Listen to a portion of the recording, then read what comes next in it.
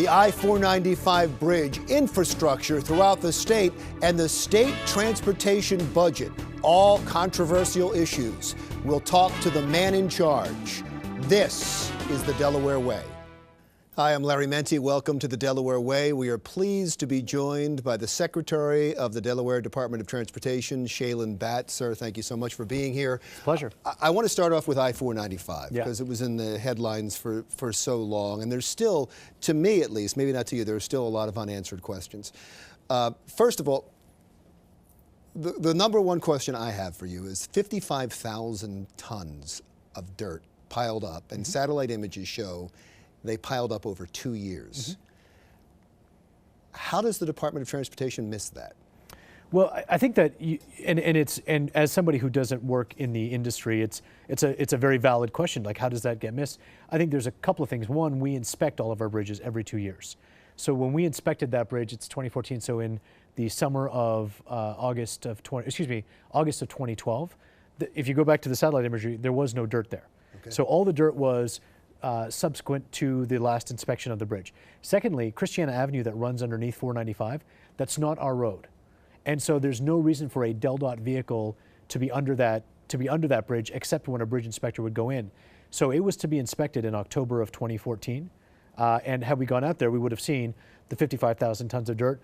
But I will also tell you that it's not your road, but the structure that holds up the bridge, that is yours. 495 itself is ours. Right, and so if there's dirt that's going up against whatever the structure is that holds up the bridge, that's your concern. Right, but it would not be visible. What I'm saying is it's not visible. Like if you're on 495. Okay, so it'll only be found in an inspection. During an inspection. That would be the only reason for us to be underneath that bridge would be to be on an inspection. So who is responsible for under there? Because I've brought this up several times, and it seems like everybody says it's the state, it's the local government, it's the Department of the Environment, it's everybody else's fault. Well, I mean, I guess it's a question of fault. I would also say that even if one of our folks had gone underneath that bridge and seen a structure of 55,000 tons of dirt, there are tons of dirt piles all around the riverfront, right? People moving dirt. I don't think that anybody would have known, even a bridge inspector, I don't think would have known that those soils are compressible in that location, that it would eventually get to a weight that it would compress the piles, create a displacement that would then negatively impact the bridge. I don't even know. It became so much dirt that it became its own landmass and moved and pushed out the abutment. And you're saying that engineers that are trained in traffic and construction may not know that, but somebody with the state, somebody in the local government should be worried about the dumping of illegal material. So, I think that is what is the important lesson here, and that's one of the things that we're working with our federal partners on, to make sure that the lessons learned from this, so that if you have bridges that are built on compressible soil, so the Brandywine Bridge is on rock, right? If you look at the Brandywine over the 95, there's rock down there, so you could pile a lot of dirt. You pile 55,000 tons of dirt down there, and it wouldn't have an impact because you're on rock, right? Rock doesn't move, rock doesn't compress. So now this is a lesson. We've actually had our bridge engineers talking to bridge engineers in all states where they have compressible soils to say, hey, this is something that needs to be part of your inspection process. So that is now something that we've added to our inspection process as we go forward to say, when you're out there, if there's anything that is of a size, whether it's equipment, and that was one of the first things we did, was go out and look at all of our bridges that we potentially thought might be on compressible soils and say, is there anything around these bridges that could be causing this? Because it's like a new data point. It's something we've learned, and that will be part of our inspection process as we go forward. And even though you didn't inspect the bridge, your inspection was coming up, I would imagine, but you hadn't inspected the bridge for a couple of years, which is the routine. And these state agencies and the local agencies that are in charge of underneath didn't see it coming. Some people did. Some civilians saw problems and called and said, you should be concerned about this, and they went unresponded to. Well, no, we actually did respond to one. Wasn't there? Yes, there were 3 calls to 911, 911 and then to our TMC. They were transferred to our TMC. Our TMC responded, and this is where this is absolutely a mistake and a failure of the department. So in April April 15th, I believe, it's all seared into my memory now.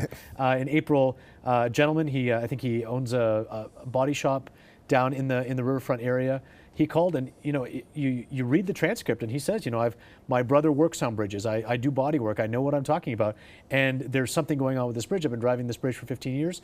Our TMC guy called him back, and we sent out a maintenance inspector, and the maintenance inspector went out, looked at it, and said, and when I say maintenance inspector, he's a guy who's normally responding to crashes, okay, right, or snow and ice, that sort of thing. So the first guy that goes out was not trained to look at that structure, and he sent out another inspector who looks for crashes. When somebody assumes a problem like that, at that time they were thinking that somebody had hit guardrail.